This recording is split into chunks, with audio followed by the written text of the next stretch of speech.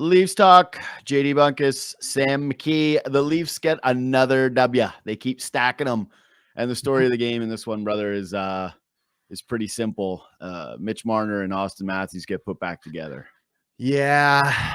It's so weird, dude. This is the exact reaction that I think that almost every Leaf fan has, is what you just did right now. It's like, all right, I guess so. But like, it was magic. It just worked. You try to convince yourself that there's other options on this team where it's better when they're apart, when there's all these different, like maybe if you put them on 3 separate lines, or maybe if you do this with this, and it's like, when it comes down to it, you just put those two together and you're promised magic. And I think there is a time when if they play together for too long, there can be some complacency with those two guys where they start to get a little bit too cool for school, a little bit like pass back and forth too much offensively. Like, you never question the defensive stuff with them. Both of them are elite defensive players, but when they are humming, they are amongst the best two guys together in the league. Like, they're in the same conversation with whoever you want to say, Rantanen, McKinnon, Leon Draisaitl, McDavid. When they're together, they're amongst the elite pairs in the league. And boy, it was like the defibrillator for Matthews today. He was pretty sleepy offensively. They put him with Marner, and bing, and was it 3 minutes? They get 2 goals for Matthews. It was pretty amazing. Dude, I know that Matthews scored last game, right? And the Chicago defense just decided to give him a freebie. They're like, remember when who was it? Pujols got grooved that fastball to hit what is 300th home run? Oh yeah, not his 300th home run. He had a few more than 300. Yeah, I know. Oh, well, I don't remember. Maybe 700. Maybe 500th home run. Whatever it was that people accused it being a groove ball. The most famous one is Brett Favre laying down like a dog to give Strahan the sack record. Like the Jeter one, whoever gave for Jeter's in his last at bat ever, he had the walk-off single, and I forget who it was that pitched to him, but everybody accused it of being a juice ball too. Either way, that was the Blackhawks to Matthews to try to get him right. Like, we love you, Austin. Here you go. Here's a free walk away to just score a goal. So I get it. He had the goal and the assist, but my thought on him through the second period, like I texted it to you and our buddy Justin Bourne in our group chat, like he was having really no impact. Yeah. Like what was the noticeable Matthews moment? And then watching him in the third period, like you definitely give some credit to Mitch Marner for getting him going. Marner was brilliant. Like Marner just absolutely took over that third, and just like, I got more thoughts on that in a sec, but on Matthews sticking with it, I was like, buddy, were you playing possum? Were you sulking to get with your guy? Because you just immediately turned back into Austin Matthews. I went from, oh my God, maybe he's still hurt. Oh man, it's going to take him some while. I'm going, how much grace are we going to give Austin Matthews before you start to get critical? And then all of a sudden, the third period, he's just like back to being the big cactus. Like, it was incredible, the transformation that happened there. And just for a reminder, and just before we move on from this, Albert Pujols, that was his 700th home run. He hit 703 to finish his career with the Dodgers. I didn't think he had 300. Yeah. I thought it was 700. I just couldn't remember what it was. I think Craig Simpson did a great job coming out of I think it was into the third period, but highlighting some of the good stuff that Matthews was doing defensively, and that all is still there. The shot blocks below his own goal line, digging pucks out, doing that sort of stuff that when he's on, that's what you expect from him. But then, he had his most noticeable moment for me was when he hits the post before, where it's a great pass out in front, hits the post. That's probably the most noticeable moment that he has. But yeah, I think there is something to be said about chemistry, and there's something to be said about being separated for a period of time where it's been a long time since Matthews and Marner have played together 5-on-5, because Matthews is out for all that time with the injury. And, before that, they'd played together, but Matthews wasn't 100%. To get out there with your boy in the third period to have a chance to beat a pretty crappy team, that's kind of their sweet spot. Like, that's kind of like when they get to be those guys together, that is a pretty undeniable force, and it showed to be that tonight. I got to tell you too, like, I'm going to hold firm on my position. Nothing's going to change my mind that the right thing to do, even if it doesn't really seem as though the Leafs are, like, it seems pretty clear now from multiple people I've talked to, including Kipper, that, the Leafs have been trying to get a contract done with Mitch Marner, and that, the most logical outcome here is that he should get a contract with the Leafs. Like, it's difficult to be in a position where you think that he shouldn't be. But if I've always been of like the mind, like the Leafs got to wait. You got to see. And I'm getting the shakes like a full blown alcoholic, trying not to just be like, I guess press the button, do the signing, give whatever he wants. Just like press it, just do it because God, he's been good, man. Like that, the way he played in that third period, just the entirety of it was incredible. Like full 200-foot game, just completely took it over. Just said, all right, we're down a goal and we're having a pretty sleepy effort against a bad team. Yeah, I'm just taking over now. I'm just going to go with another classic staple, my multi-point night, get Austin Matthews back into feeling the groove, close out the end of the game, draw a huge penalty in a clutch moment. Like it was just awesome from Marner. I'm at a loss for words with how good he's playing right now. Yeah, I mean, the guy gets named to Team Canada on the show before this game starts. Like it's pretty remarkable how well he's playing. And listen, my take on this has been that you plug your nose and you do it. Like since the start of this season, clearly I've flipped back and forth. Like on the show we do after Game 7, I say trade the guy, like everybody else, like every other. Yeah, I don't even mind that. I think that's a natural reaction for everybody at this point. From the start of the season, my take has been you plug your nose and you just take what comes with this and you sign it. Because for me, I talked about this a little bit with Kipper and Borney today, but I'll bring it up here with you. I look at that Predators team as a cautionary tale for what you can do with cap space and like in free agency, right? Because everybody says like, well, if Marner walks and if John Tavares walks, you'll have almost $22 million in cap space. And, you know, the Bennett's of the world, who we both love, like, but the Bennett's of the world are out there and there's guys out there that, you know, you're going to be a different team.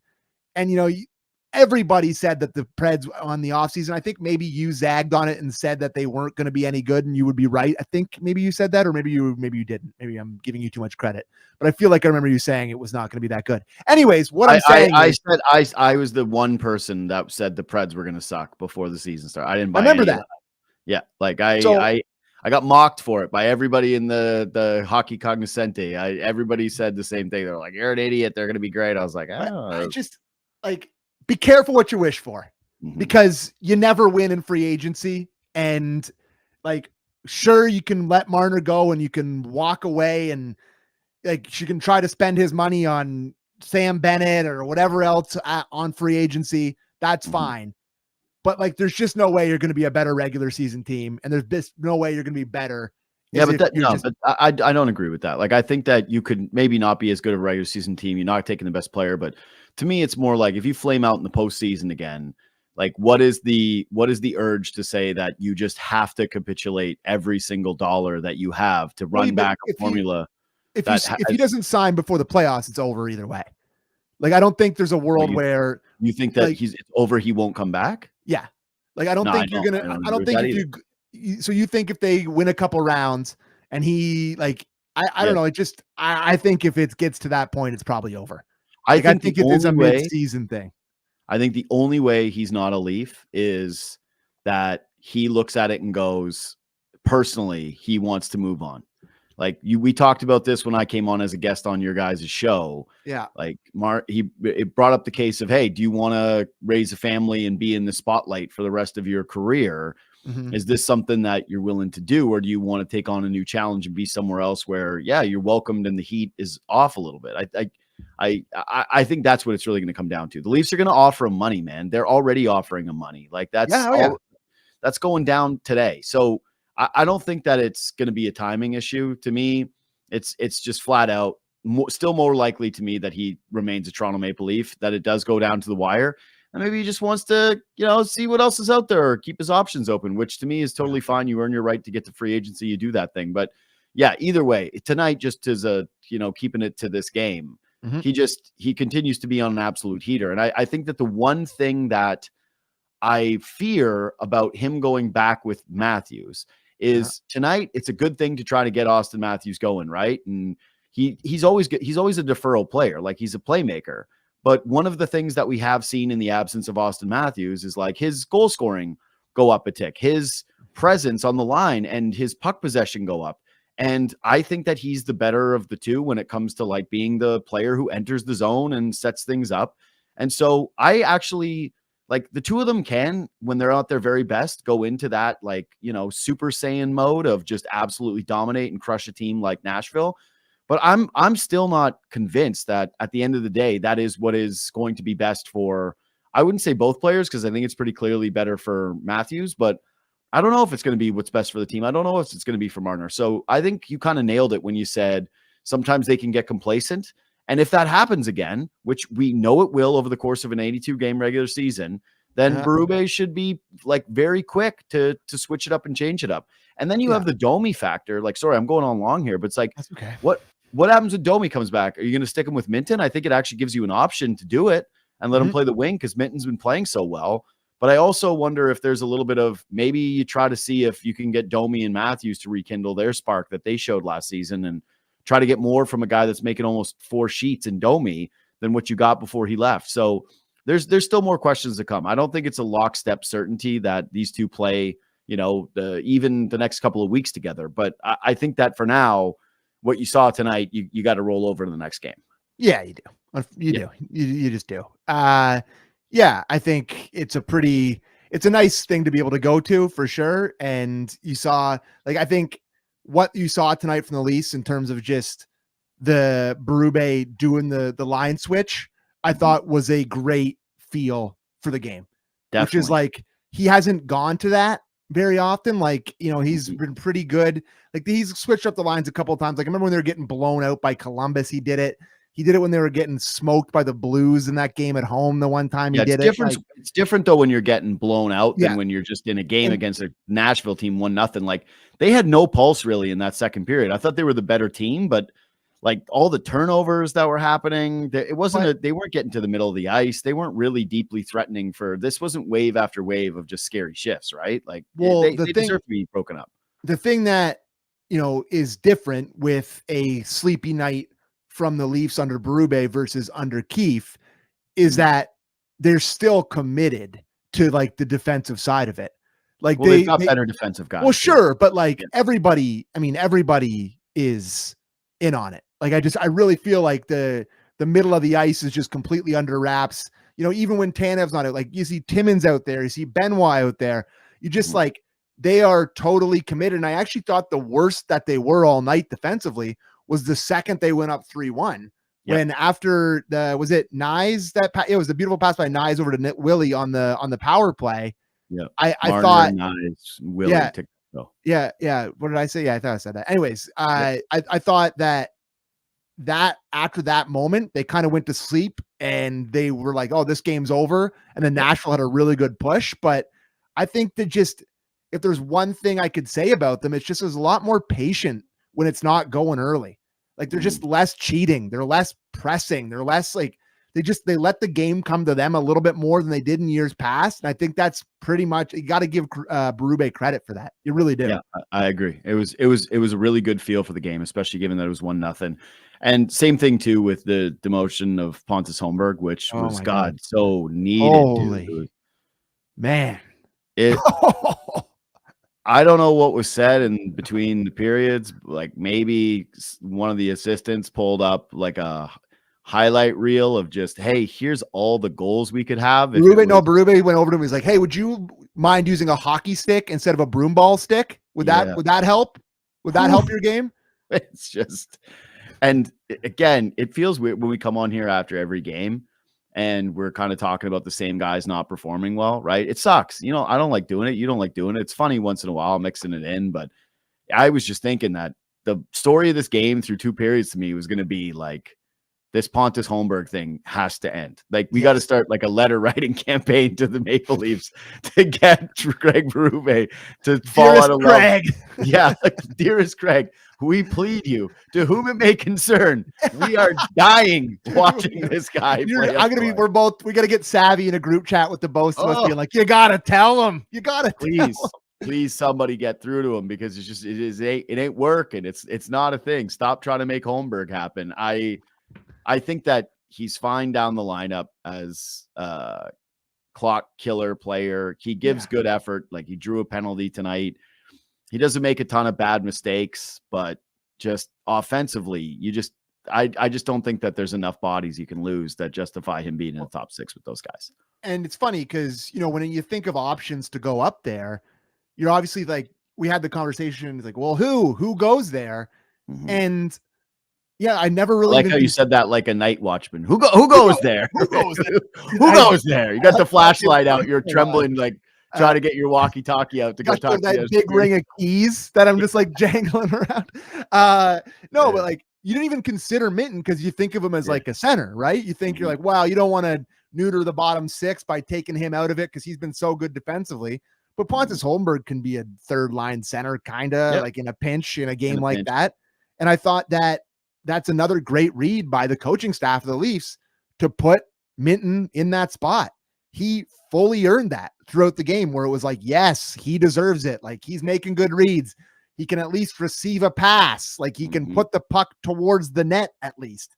And I thought he had 2 or 3 really good chances in this game. He had the great tip on the power play, the second unit, tried to jam it home. Like I continue to be really, really impressed with this kid. I'm not sure what he ended up playing tonight, but it felt like he played a lot. Maybe I'm wrong. No, he's down 13, 23. Yeah. Felt like he was out there more, but he's really impressing me. But he was, because if you probably look at the breakdown of when that happened, it was as the game went on and the game got more important. And I would recommend, again, not just because it is my show and I like it when people listen to my show, but I had Craig Simpson on today and he was excellent talking about Fraser Minten, and a point that he made about him that I think was a really salient one is that he looks the exact same as he's looked down at the AHL level, right? Like, and it was 5 games with the Marlies, but he went 5 games with the Marlies, 5 games with the Leafs. He's got the exact same point totals and he doesn't look overwhelmed. And maybe that happens, right? Like, dude, who's to say Fraser Minten doesn't hit 30 games in the NHL? And then we're starting to be on here going, yeah, he's not ready, man. He's a little kid with a baby face. God, and he's worn down. I know. But his game is mature, right? Like his game is far more mature than what his face looks like. And to me, that's kind of the biggest thing about Fraser Minten so far is what Craig said on my pod today, which is that it's like the guy looks the same at both levels. Like he's just playing his game. He stays within himself and he continues to provide value on that. And so, as of today, like we said last time, we said last show, but I'll double down on it. You just can't make the case to me right now that the Toronto Maple Leafs are a better hockey team if they were to take Fraser Minten off the roster rather than Pontus Homberg. No way. And like, when they're going to get Domi back here soon. Yeah. He's trending in the right direction. I think Brube was talking about Pacioretty trending in the right direction. There's 2 more bodies for me, but if I have my choice, the next 2 are Robertson and Homberg out before Minten. No question. Unquestionably. Oh, actually, no, I take that back. Homberg stays in. It would be Grabankin and Robertson out for the next 2. I was surprised to see the panel saying that they would want to keep Grabankin in there because of the physical edge and stuff. I was like, man. I thought he was really bad tonight in his whatever. What he plays 7 or 8 minutes. He doesn't play much. He got obliterated by Shen, and it's like it was a real tough moment because it was like our love of Luke's troops. Seeing him, I still loved it. Like how could you not? Do we have that clip of Shen get? Yes, we do. Yeah. Thanks, guys. He's staples. It's so funny because everyone's like, Grabankin, he's pretty physical. He's pretty big. And then you're like, no, that's big and physical. Like Luke Shen, Saskatchewan, that is big and physical. That's Luke's troops. And like, the sight of Luke Shen's face makes me smile. Dude, I truly love that guy. That was the guy that's a Saskatchewan boy who's eating his Wheaties for 37 years or whatever. It's like he's ready to go into the corner with Grabankin. What I will say about Grabankin to give him a little bit of love here is he gets right back up and he gets right back involved in the physical play. And you could tell that he's got that little bit of psycho to him because if you would have extended this pack the rest of his shift, he's going crazy. He's going crazy. He's trying to get the hit back. And I like that about him, man. He's got a fire to him that I really, really enjoy about Grabankin's game. But if you're saying he ended up playing, how much do you think he played tonight? He played 7:30 tonight. Yeah, I was gonna say by far the least. Yeah, and he's gonna go down, and he doesn't require waivers. Yeah, so it's an obvious decision that they're gonna end up making there when it comes to the roster. But I think that there's now a growing buffer between Minten and the other guys, even knowing that they need waivers. Like to me, it's still the case of you would rather trade Robertson and take whatever you can get to keep Minten up on the roster at this point. Knowing especially that you're eventually going to make trades and put other forwards on this team anyways. And I will say this too about Robertson, like he looked like he was trying out there again tonight. Like I'm not doing this every night. Next question. No comment. No comment. Yeah, he was trying. He was except I don't know. I should have told Show to clip this, and there's no way he has it. But there's this play, I think it was in the first period, where like he comes off the sideboards, tries to walk into the middle, looks like Willie's staring right at him with his stick on the ice, and he's just like, I'm the only guy out here. I'm just the guy. Like I have to do this or else I'm not in the lineup. I am the only guy. Like what his priorities are versus what the Leafs, but it's like it's the Leafs and Robertson. It's like two separate entities when they're out there. He skates really hard, gets a puck, rips. Like he's not thinking about anybody else. He's thinking about 89. And it's just so obvious. By the way, just to close the Shen loop. Yeah. I was thinking about so one of my big takeaways from this game and just thoughts lately on team is OEL looks so much better on his natural side. Like he's like the experiment of having him with Riley is not, and you actually saw when they had Hakanpää, right? Like they went with Hakanpää right away with Riley. Yeah. They decided, okay, no, we're going back to the lefty righty. I know where you're going here, bud.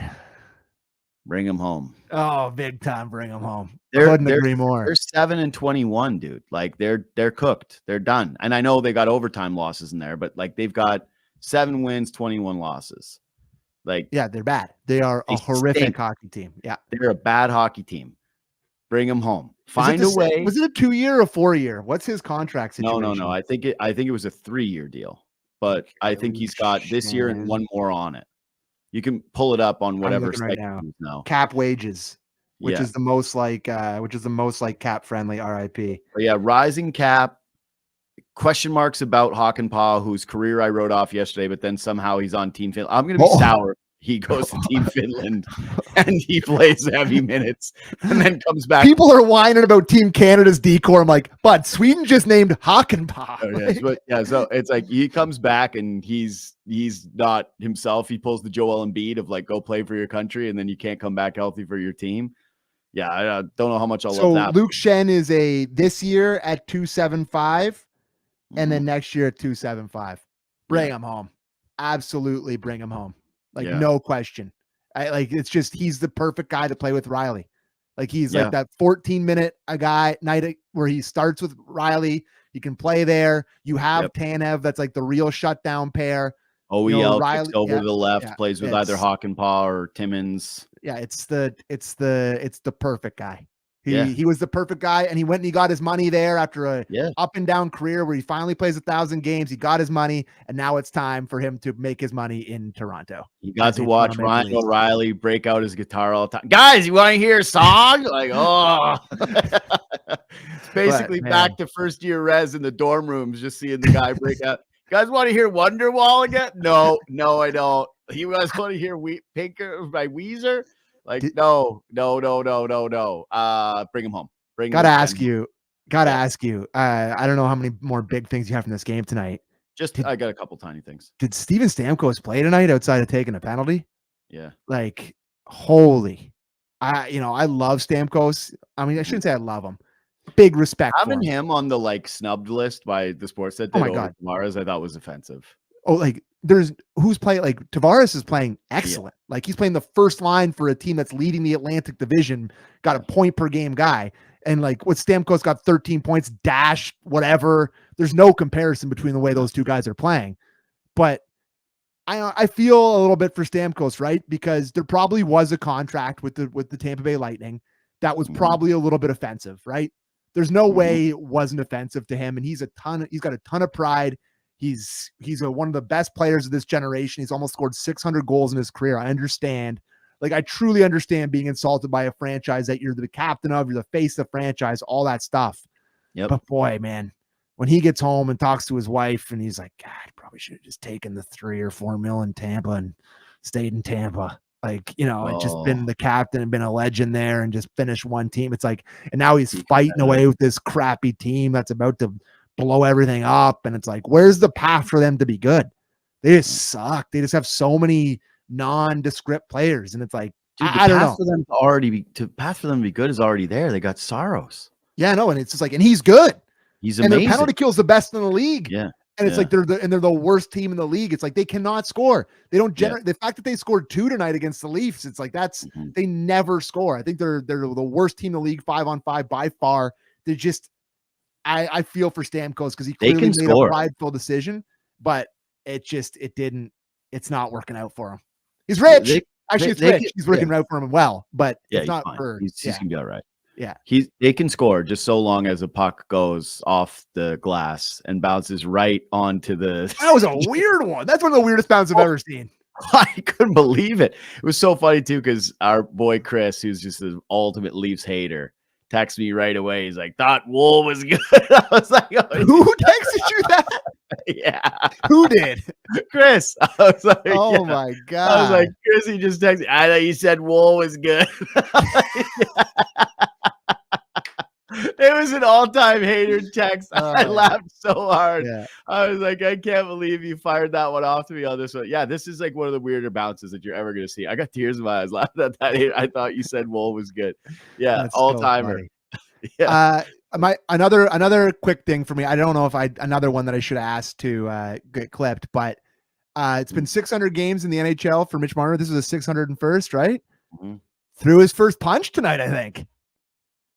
When the guy came in on the breakaway, was it Sissons that comes in on the breakaway in 68, one of the no-namer guys that they have on that team, rookie, forget the kid's name, but he digs in hard on Wall, and Mitch Marner, first on the scene, gives him a little cross-check, and then a punch in the face, and Nice comes in. I was like, oh my God, is this a new Happy Gilmore? What's going on here? I couldn't believe it. He punched him at the end of the play. I was really surprised by that. He's never done anything close to that. I'm really racking my brain about a time where he's thrown a punch. This never happened. Like buddy, we watch this team every night. We have a doctorate in this team. It's never happened.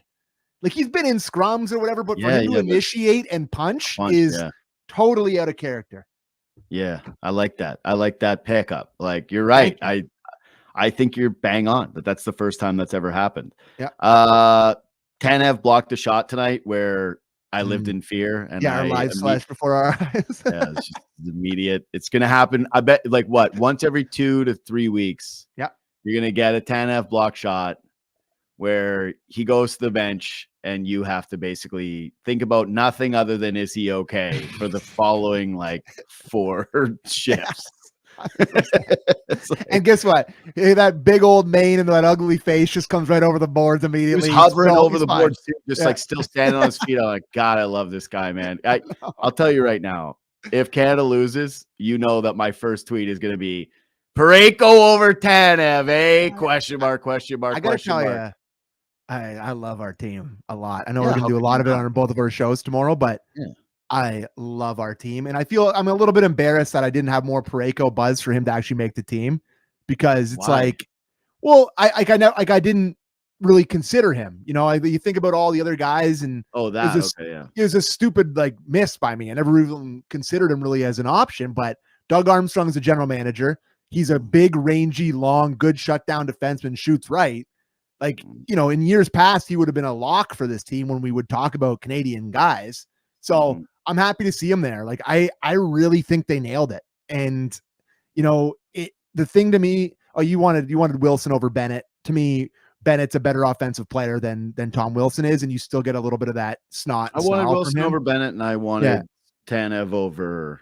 That's fair. Both of those are fair. But I'm not going to die on either of those hills. And again, I don't know what. I'm fine being called a casual. Maybe have Tavares over Seth Jarvis would probably have been as the 13th forward would probably been acceptable. Listen, man, I was joking about this on my pod today about how it's Leaf fans are the funniest group of people who ever existed. They've been hammering Tavares. He's washed. He sucks. He's terrible. Can't believe this contract. Talking to me. I get it. He plays a good set of games, and all of a sudden they're like, why isn't he with McDavid on Team Canada? He's good. He's having a good year, but not a full snub. But it's not a snub. It's not a snub. It's a totally reasonable and fine decision. And you got to remember too that when it comes down to splitting hairs, you got to be thinking about Olympics. Okay, sure. So that's to me a part of this roster is. Why do you think Montembeau's there?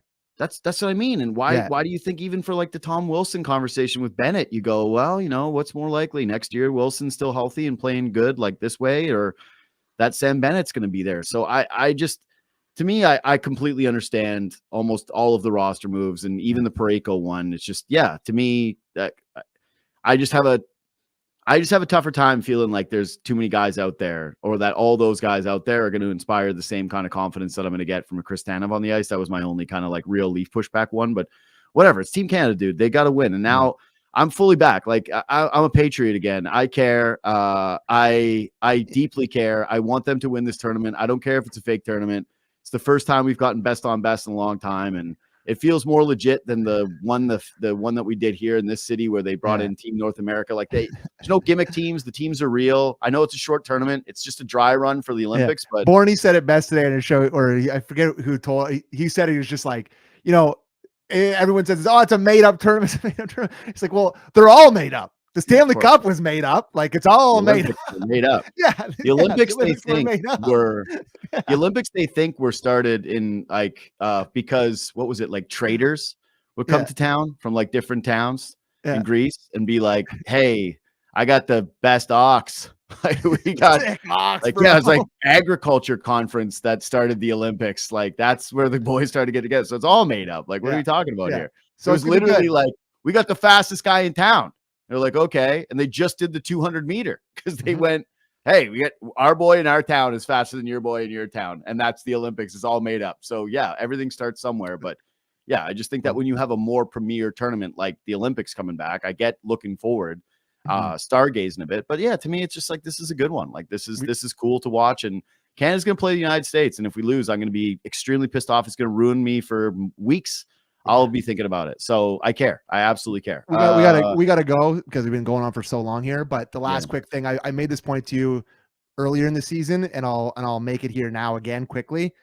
It's going to be really interesting to see like what the Four Nations thing does for the relationship with Willie Nylander and Austin Matthews in this city, and to a much lesser extent, Yanni Hakanpää, of course, because he's going for the Finnish team. But no, I just mean like these two guys who are going to be the best players on their respective teams. Like, Nylander's the best forward, probably, right? Like he's up there. Like, you look at the other guys in their team. Matthews is the best forward on USA. There's a chance here for some big time goals by those guys against our beloved country, against our beloved Canada. And it's going to be really interesting to see how people react, because I'm going to be like fully hating those two guys. I know it. Like, I absolutely know it. I'm going to be like cheering for Sam Bennett and Brandon Hagel and MFing Willie Nylander and Austin Matthews. It's going to be a very weird thing. Listen, I'll tell you one thing right now. I want Canada to win the tournament. Of course. Clearly. But this is basically, to me, like what we saw in college football this past weekend, where Ohio State like lost to Michigan, but they're still in the college football playoffs and they could go win the college football playoffs. If Canada lost to the States in this tournament, and found a way to, still have success, like, I don't care. This tournament to me is purely like America's been talking a lot of noise about how you just care about America. Like Sweden can have it, Finland can have it. I don't care. It's all America. If you told me right now, hey, you can beat the States, but then you lose the other two games. Done. Agree. Or roll the handshake on that. Totally handshake. Done. Yeah. Cannot give the States an inch here. Cannot let them have them. We got hockey now. It's our game. We did the blah, blah, blah. No. Can't have it. Just can't happen, bro. It can't. No. This tournament should be called Two Nations. Two Nations. They should have a 7-game series because that's all that matters. Sorry, Sweden, Finland. Between these two teams on a Saturday night. That's all that matters, dude. That night, I'm telling you, against the USA, Saturday night at the Bell Center, baby. I will not be happy until Olympics. I will be in a state of disrepair. You'll see me on here going, why is JD quiet tonight? It's like, because he's thinking about Canada losing the United States. You think we're bad after the playoff losses with the Leafs? I don't know if you want to see us after a Canada loss to USA. No, cannot happen. Anyways, thank you to everybody that shared their Spotify Wraps with us. Had us right. Well, that's a lot. Is that true? Yeah, that's a good one. Yeah, it's a good one. That's true. Of course. Wow. I thought maybe showed his juice and numbers for the boys. Yeah, show, do Photoshop, put a 2 instead. Anyway, Yeah, we're up year over year on everything, and YouTube as well. So like the YouTube, again, people listen to this thing on Apple, Spotify, whatever. Spotify, I don't like, it's cool that we get the Spotify rap sent to us, but ultimately, like, however you consume the show, like, it means the world to us, like, truly. It really does. We like do this after almost every single game, and we love it, and we feel privileged. And I think that we've expressed our gratitude multiple times, and I don't think that it's too much to express it every once in a while. And so without trying to sound like too much, it's real sweet. It's really sweet to see the amount I of truly minutes that love all hang you. with us. Yeah, I truly love all you guys, even the meanies. Like I love you guys. Even the meanies, this is blowing my mind how much people care about this show, and like from where we started to where we are now, it really blows my mind how much people care. Cool. And I care about every single one of you, even the meanies, And listen, again, it actually does help us too when you share the Spotify rap. So if we are in your top 5, tag us and share it. We appreciate it. All those things. Subscribe to the podcast wherever you are. YouTube, Apple people that get left out in the cold during this time season. We're thinking about you. I will not be sharing my top 5 Spotify rap this year. It is cripplingly embarrassing. So I will not. I didn't get podcasts on mine because I don't listen. I actually do listen to my pods all on Apple, but my music was very much the exact same thing, which is always the same, which is hip hop and punk rock music. I had like West Side Gun 1, Conway 2, NoFX 3, Distillers 4, and Benny the Butcher 5. Like it's just the most obvious. I like Griselda and punk rock from the late 90s, early 2000s. I will abstain from sharing my list, but here's what I'll say. My take that I have every year, I'll keep it. They just elevate the popular artists. There's no way that's actually my list. Yeah, I know. I'm not actually a basic ass. You know what? Like, I know. It's cool, brother. It's cool. Yeah. You get it. What do you want from me? Have your Father John Misty, rip it. There is a Father John Misty is in the top 5. Yeah, of course there's a Father John Misty. I know there's a Father Kanye West is in there, of course. I know what you're doing. Yeah, we're again always the same. We're the same guys. We're too old, we're washed, it's done. We're not changing. We're not mixing. We'll mix in the new albums, but ultimately, like, we are who we are. Anyway, thanks for listening. Thanks for watching. I'm off Friday. You're with Anthony Petrelli. Oh, right. Nice. Holiday day off. Yeah, we're back on. Yeah, I got my mom in town. Nice. Take care of the fam. Awesome. And then we're back together on Saturday. So it's all normal. Yeah. Dubas Bowl on Saturday night. Yeah, Dubas Bowl. Yeah, no, it's doing great. Yeah, it's really anyway, it's still a rivalry. Anyway, we'll see you then.